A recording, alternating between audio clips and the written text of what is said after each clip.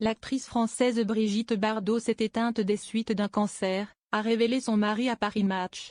Ses obsèques se sont déroulées ce mercredi 7 janvier à Saint-Tropez. Icône du cinéma devenue fervente militante pour la cause animale, Bébé avait très bien résisté aux 2 opérations subies pour soigner le cancer qu'il a emporté, a confié Bernard Dormal. Le mari de l'actrice n'a pas précisé la nature exacte de la maladie qui a emporté Brigitte Bardot, décédée le 28 décembre à 91 ans. L'ancienne actrice et chanteuse avait été hospitalisée à 2 reprises à l'automne, sans que les raisons de ses séjours ne soient rendues publiques. Elle avait déjà combattu un cancer du sein dans les années 1980.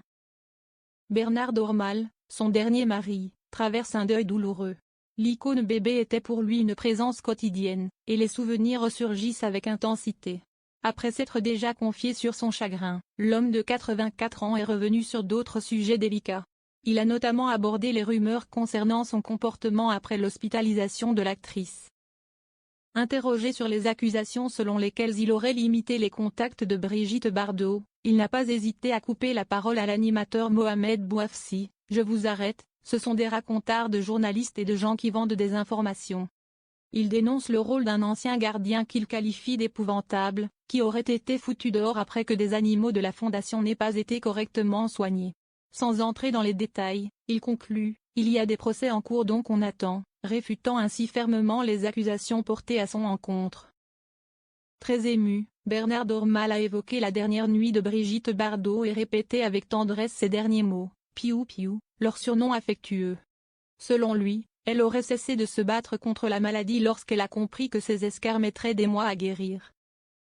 Depuis sa disparition, il assume la présidence de sa fondation. Il clarifie également la situation de la Madrague, la propriété emblématique de l'actrice. La Madrague, ça appartient définitivement à la fondation, a-t-il précisé, ajoutant qu'elle ne serait pas transformée en musée.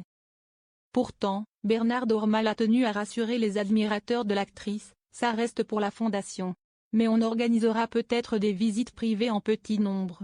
Il a précisé qu'un musée à proprement parler serait impossible à mettre en place.